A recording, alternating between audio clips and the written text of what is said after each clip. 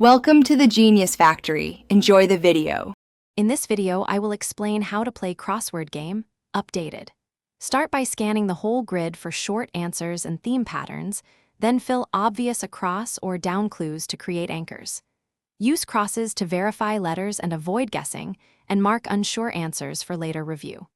Work from easy to hard clues and revisit them after filling neighboring words.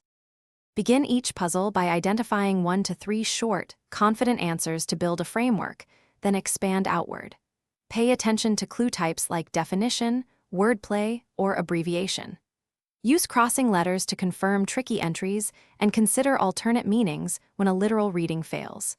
Keep track of letter patterns and thematic repeats to unlock longer answers efficiently and keep momentum steady.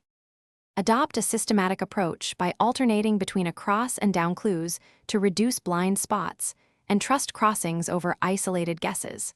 Familiarize yourself with common crossword conventions like abbreviations, hidden words, and homophones. Practice with themed puzzles to learn recurring tricks and build speed, and review errors to avoid repeating them in future games.